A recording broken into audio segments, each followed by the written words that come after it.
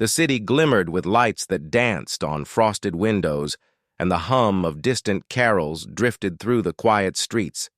Yet in the penthouse that overlooked the skyline, Alexander Cole sat alone, as he had for the past 10 years. The polished marble floors reflected the soft glow of the fireplace, but the warmth never reached his heart. Once the youngest CEO of a thriving tech company, he had built an empire from nothing, and in doing so, he had lost almost everything that once mattered. To him, his phone buzzed with messages from employees and investors, sending polite greetings and automated holiday wishes, but not a single one from a friend or family member, because there were none left to send them. He stared at the tree in the corner decorated by the cleaning staff earlier that week and thought about how absurd it looked, perfect and lifeless like everything else in his world. He had told himself every year that he preferred solitude, that Christmas was a distraction, time for people who had the luxury of love. But as the years passed, that belief began to feel like an excuse. He could no longer defend. His parents were gone, his sister estranged, and the woman he once loved had walked away when his obsession with success turned him into someone she could no longer recognize. The silence in his apartment grew heavier with each December, until it felt like a punishment he had earned. He poured a glass of scotch and walked to the window, watching the snow swirl around the empty streets below, and wondered if anyone would even notice if he disappeared. Outside, in the same neighborhood, a young woman named Emily Harper trudged through the snow with her daughter Lily. Clutching her mittened hand, Emily had moved to the city 6 months earlier, chasing a job that had vanished before it began leaving her with bills she could not pay, and a daughter who deserved more than the cold apartment they now called home. Still, she smiled for Lily and told her that Christmas was about believing in better days ahead. Tonight, the heat in their apartment had failed, and desperation pushed Emily to knock on doors in the building across the street, hoping someone might help her find shelter for the night. Lily shivered beside her as they stepped into the grand lobby that smelled faintly of pine and polish. The doorman hesitated, but something in Emily's eyes made him relent. He pointed her to the top floor, where he said a man lived alone and rarely had visitors. She thanked him and took the elevator up. Holding Lily close as the numbers climbed, she rehearsed what she might say when the door opened, though she doubted anyone like that would even listen when the elevator doors slid apart. The hallway was silent, except for the faint sound of a piano playing somewhere distant. She walked to the last door and hesitated, her breath trembling in the cold air. Then she knocked softly once, twice, and again. Inside, Alexander looked up, startled by the sound. He almost ignored it, assuming it was a mistake. But something about the persistence of the knock stirred him from his chair. He opened the door to find a woman and a little girl framed by the light of the hallway. Snow melting in their hair, the woman spoke first, her voice quiet but steady. "I am sorry to bother you, sir, but we have nowhere else to go." For a moment, Alexander simply stood there, unable to find words, as he took in the sight of the woman and the small child shivering at his door, their faces flushed from the cold and their eyes wide with exhaustion. The silence stretched between them until Lily sniffled and hid behind her mother's coat, tugging gently at her sleeve. Emily offered a faint smile that barely concealed her worry. She explained that their heater had broken and they had been turned away from the shelter because it was full, that she did not know where else to go, and only needed a warm place for her daughter to rest for a few hours. Alexander hesitated, the instinctive part of him urging caution, reminding him of how many people had approached him over the years, wanting something from him. But there was something different in her tone, something uncalculated, something painfully human. He stepped aside and told them to come in, his voice rough from disuse. Emily thanked him softly, guiding Lily toward the fire that still flickered in the corner. Lily gazed at the tall tree with wonder, her small hands reaching toward the ornaments that gleamed like captured stars. Emily knelt to warm her hands while Alexander stood back, uncertain what to do next. He realized how strange it felt to have someone else in his home to hear movement that was not his own.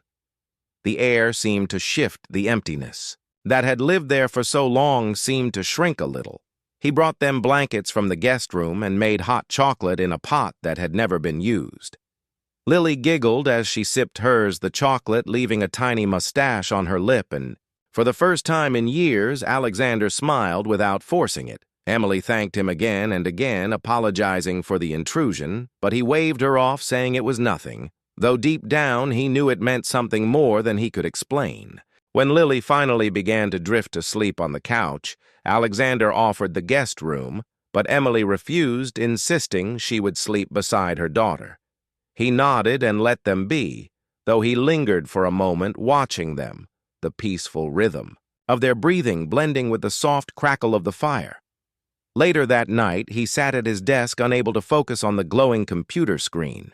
The sight of that small family resting in his home had stirred something long dormant inside him. Memories of laughter that once filled his childhood home, memories of a Christmas morning when his mother would hum carols as she baked, and his father would lift him high enough to place the star on the tree. He had buried those moments beneath years of ambition and loneliness, but tonight they surfaced unbidden, bringing a strange ache to his chest. He closed the laptop and walked quietly to the living room, where he draped another blanket over Emily and her child. The sight of them bathed in the soft firelight made his throat tighten. As dawn began to tint the sky in shades of pale gold, the apartment felt warmer than it ever had. He brewed coffee and set a plate of toast on the counter. When Emily awoke, she looked embarrassed and began to gather her things, but he stopped her and asked her to sit for breakfast. She hesitated, then smiled and joined him. They talked between sips of coffee about small things about the city, about how Lily wanted to be a dancer one day, and Alexander listened. More than he had listened to anyone in years. As Lily awoke and began to hum a Christmas tune, something in his chest cracked open, and for the first time in a decade, he no longer felt alone. The morning sunlight spilled across the apartment and painted the walls with warmth that Alexander had almost forgotten existed. The sound of Lily's laughter filled the space as she played with a small silver ornament that had fallen from the tree. Emily watched her daughter with a smile that carried both love and fatigue. Alexander stood nearby, feeling strangely uncertain of what to say. The air between them was no longer that of strangers, but of people who had shared something quietly profound through the night. He had thought about how fleeting this moment would be, how once they left the apartment would again fall into silence, and he did not know if he could bear that. Emily thanked him once more and said she should go before imposing too much. Alexander wanted to tell her to stay, but the words caught in his throat. He offered instead to drive them home when they reached the small apartment building across town. The air inside was cold and damp, the heater still lifeless. Alexander frowned at the cracked walls and peeling paint. While Emily apologized for the mess, she said she would figure something out soon. Maybe ask her boss for more hours. He looked at her and realized she had no one else to ask. That strength in her voice was covering a deep exhaustion he wanted to help. But he also feared she might think he was trying to buy her gratitude. Still, he found himself promising to send someone to fix the heat before the day ended. She started to protest, but he silenced her gently, saying it was Christmas after all, and no child should be cold. Over the next few days, Alexander visited more than once, sometimes bringing small gifts for Lily or groceries for Emily. He told himself it was simply the decent thing to do, but each visit drew him deeper into something that felt unfamiliar. Yet Lily would run to greet him each time, calling him Mr. Alex, her laughter echoing through the worn apartment like a melody he did not know he needed. Emily slowly began to trust him. Her smiles came easier. Her eyes, no, longer guarded, when they spoke about life and choices and regrets. Alexander found himself opening up in ways he never had. Before he told her about the sister he had not spoken to in 10 years, about the woman he had loved and lost, about how success had filled his days but emptied his soul. She listened without judgment, and in return she told him about her own mistakes and her dreams.